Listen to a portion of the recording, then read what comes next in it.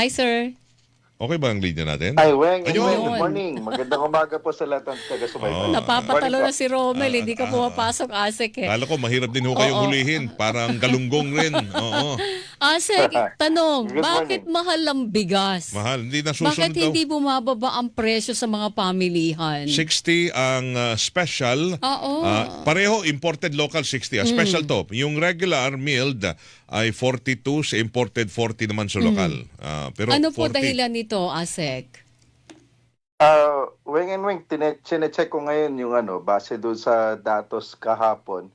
Yung regular milled natin nasa pinakamababa 38, ang mataas 45. Yung prevailing natin ay 40 pesos. Ito local. Oo. Yung well milled niya 40 hanggang 54 at ang prevailing 45.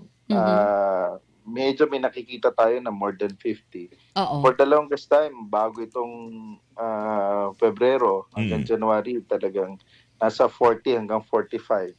Ito namang imported, ito yung nakita natin yung regular nasa 42 at yung well milled actually 44. Ang nagmamahal ngayon yung local kasi alam natin ito yung lean months kasi.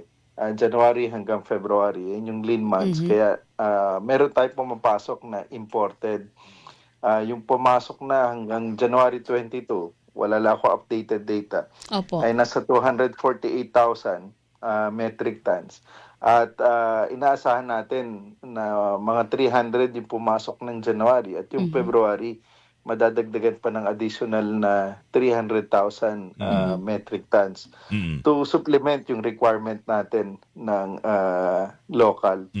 So, yan yung mga datos na meron tayo sa ngayon. And Pero- yung imported, nakuha yan at $383 per metric ton as per FAO data. So, dapat hindi siya magtataas, which is reflecting dito sa ating for regular and well milled. Opo. Yung premium, yun yung medyo mataas. Pareho, 60 Umaabot hanggang 62. Oo. Yung pinakamataas. Sa mababa ay 44. Okay. So, yung prevailing natin nasa 58. Pero Asek, So, medyo mataas to. itong mga binigay po ninyong presyo ng regular milled at well milled, makatwiran pa ang presyo na to. Hindi ito masasabing mataas. Yes, itong regular at well milled na doon sa range natin ng 40 to 45, which is consistent hanggang yung December, January na datos natin. Itong premium yung medyo mataas talaga. Kasi dapat yung premium 5% broken, yung MSRP natin na imported nasa 45 dapat eh. So kung prevailing niya 58, so ito yung mataas. Ito, Asek, meron ba ho tayong target ho ang departamento na presyo ng bigas? Well, sasabihin natin ngayon na okay yan, reasonable ho yan kasi ganito yung mga sirkumstansya kung bakit ganito yung presyon. Pero meron ba tayo target sa ahensya o sa departamento na ang target natin maibaba ho yan? Kasi may benteng bigas na, baka pwede hong ibaba na ho yan siguro sa mga 30. Meron bang ganon na aspiration ba tayo? Para maging marami-rami naman ang mabibili ng ating mga minimum wage earners. Doon sa imported rice, posible yan, Weng. Doon sa local rice kasi, siyempre gusto natin na mayroong magandang presyo yung ating mga magsasaka. At kasi ang isang issue natin ngayon, yung cost of producing yung rice.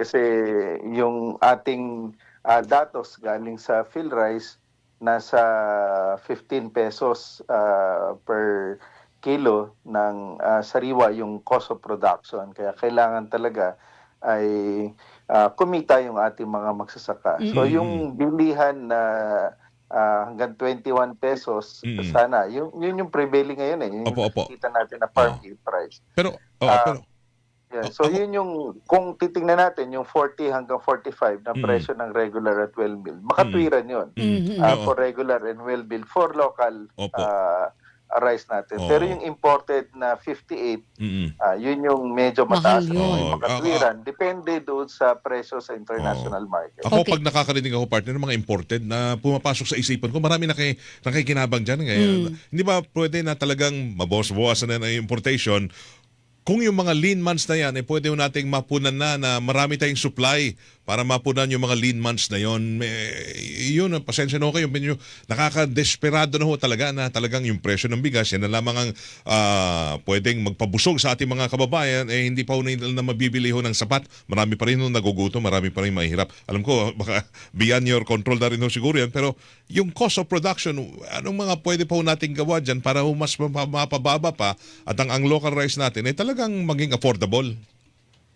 Weng, yung malaking bahagi ng cost of production natin ay nasa labor component. Kaya yung Labor. matanda natin, yung RCEP, malaking bahagi ng pondo nun, kalahati almost, ay napupunta sa mekanisasyon, lalo na doon sa component natin sa land preparation at saka dito sa crop establishment. Kaya yun yung talagang tinutuunan ng pansin nitong RCEP, na malaki yung pondo plus yung sa atin din na regular fund. And of course, kailangan talaga natin nung pababain din yung presyo ng inputs kagaya ng binhi at saka ng ating fertilizer. Opo. Okay. Yun nga. Doon sa imported na bigas natin, ASEC, umiiral pa ba yung MSRP? 45 pesos. 45 pesos. Yes, Weng, umiiral pa rin yun. Kaya patuloy yung pag-ikot ng ating mga kasamaan sa departamento kasama na ang DTI at saka mga lokal na pamahalaan. Dahil yung presyo naman, kagaya na nabanggit ko kanina, hindi ganun kataas. Patuloy na maganda yung presyo sa world market.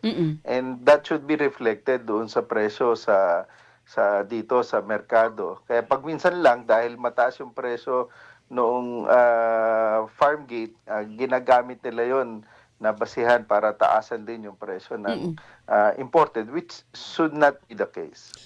Yung MSRP na yan, hindi pwedeng sakupin yung premium. Actually, ang sakop niya yung 5% broken, which Saan is yan? yung premium na presyuhan. Ano 58 yung na yun ang 58 to 60? Premium na yan, yung Correct. imported. Oo. Lumagpas na sila. Kaya Weng, mataas yung presyo na yun na imported na. Kasi ang hindi sakop natin yung special rice. Correct. Yung- Pero ano pong ginagawa yung natin Japanese- doon sa ganong klase ng overpricing? Ibig sabihin, profiteering na yun, di ba, ASEC? Kasama yan doon sa pwedeng tingnan nga, Weng, kasi doon sa anti-agricultural economic sabotage, kasama ang profiteering, yung hoarding, kasi yung nabalita na maraming pumasok na imported na bigas pero konti lang yung lumalabas. So, yun din yung tinitingnan natin. Alam ba natin kung gaano karami yung mga importers ng bigas? May listano kayo dyan? May listahan Gaano Registered karami? sa kanila yun. Gaano karami yung mga importer ho ng bigas? May listahan sila. Ibigay ko later, Weng, yung kung Okay. gaano eksaktong numero Pero ng pero import. Kasi nagbabago-bago naman yun. Depende Oo. doon sa nai-issue natin na sanitary and phytosanitary import clearance. abot ba yan ng libo ang bilang or mga daan? Hindi naman. Hindi naman abot. Ilan lang to. 100 siguro yan kasi nagpapalit-palit naman yung mga nai-issuehan. Depende kada buwan yung mga Opo. nag-a-apply at saka nai-issuehan natin ng SPSI. Pero safe ba sabihin ngayon, ASEC, nagsasagawa ba kayo ng investigasyon dito sa profiteering na ito? Kasi hanggat walang nasasampulan, ASEC, nadadala yung taong bayan na bakit ang mahal ng bigas? Ano ba ginagawa ng gobyerno dito? Tapos ang sisisihin retailer. Kasi Retailer. may utos, di ba? Yung nabasa natin kanina, yung Oo. grupo ng mga retailers, inuutosan yung mga retailer, hindi kayo pwede... Yung mga requirements sa mga kanila daming para requirements daw sa kanila. mababa ang presyo. Samantala baka pinasa sa kanila yung presyo. Ay, ano nga namang... Mahal ang pasa sa kanila. Mahal ang pasa sa amin, bibenta Ano namin po yan, palugi. ASEC? Weng, dire-diretso yung pag-iimbestiga dito ng DA. In fact, marami ng nasampulan at filean ng mga kaso.